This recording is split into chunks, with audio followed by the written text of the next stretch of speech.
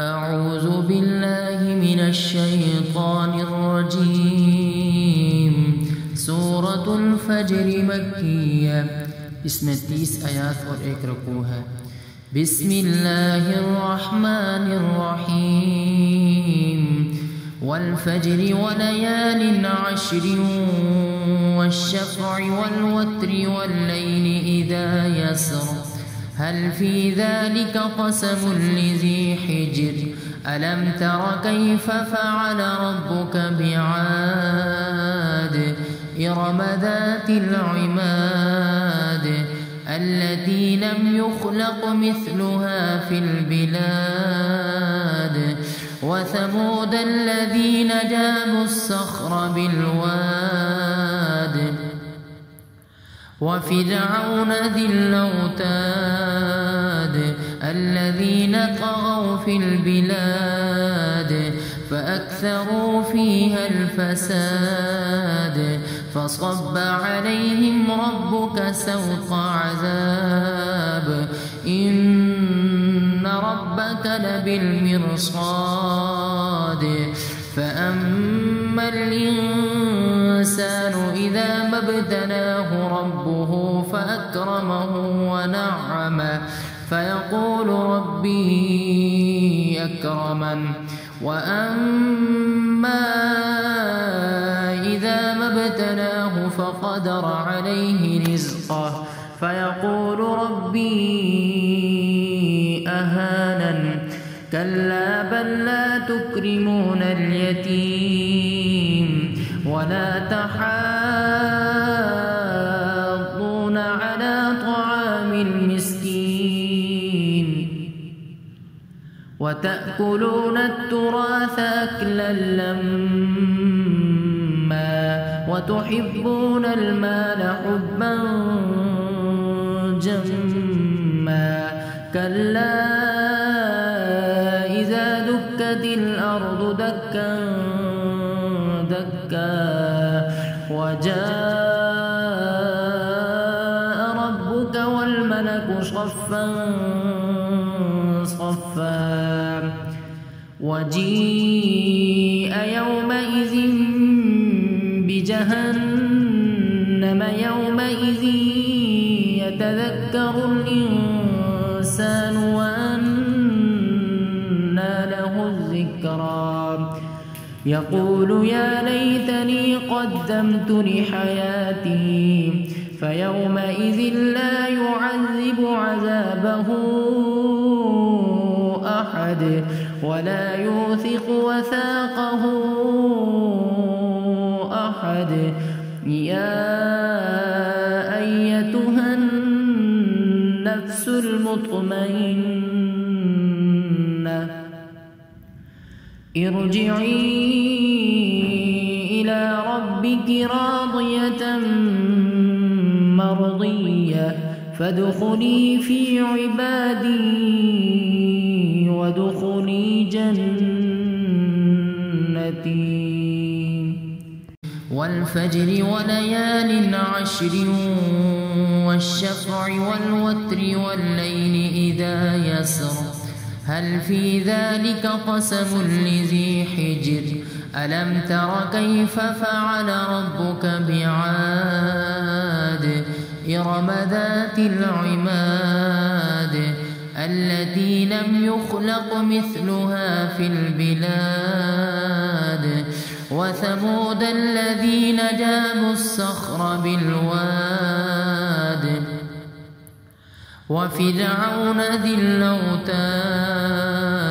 الذين طغوا في البلاد فأكثروا فيها الفساد فصب عليهم ربك سوط عذاب إن ربك لبالمرصاد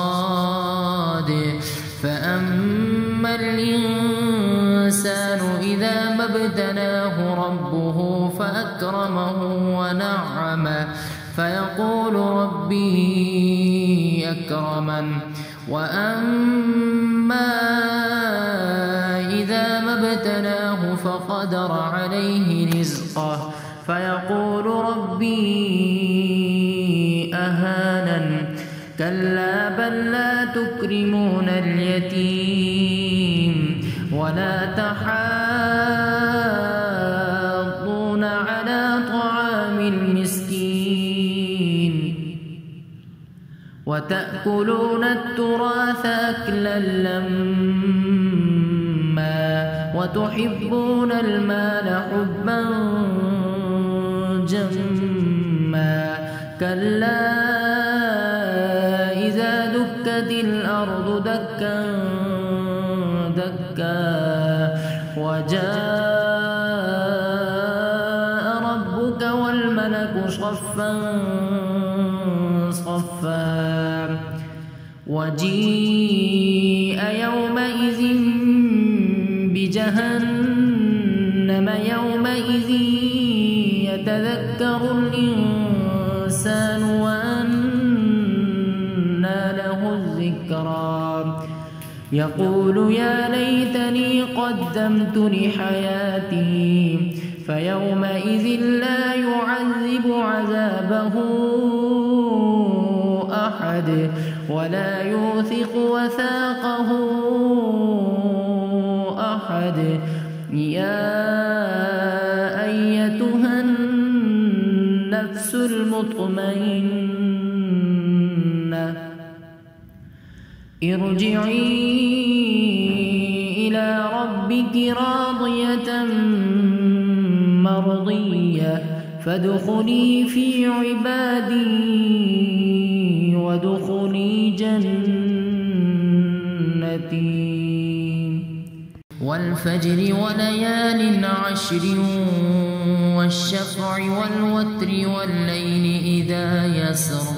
هل في ذلك قسم لذي حجر ألم تر كيف فعل ربك بعاد إرم ذات العماد التي لم يخلق مثلها في البلاد وثمود الذين جابوا الصخر بالواد وفرعون ذي الأوتاد الذين طغوا في البلاد فأكثروا فيها الفساد فصب عليهم ربك سوط عذاب إن ربك لبالمرصاد فأما الإنسان إذا ما ابتلاه ربه فأكرمه ونعمه فيقول ربي أكرمن وأما إذا ما ابتلاه فقدر عليه رزقه فيقول ربي أهانن كلا بل لا تكرمون اليتيم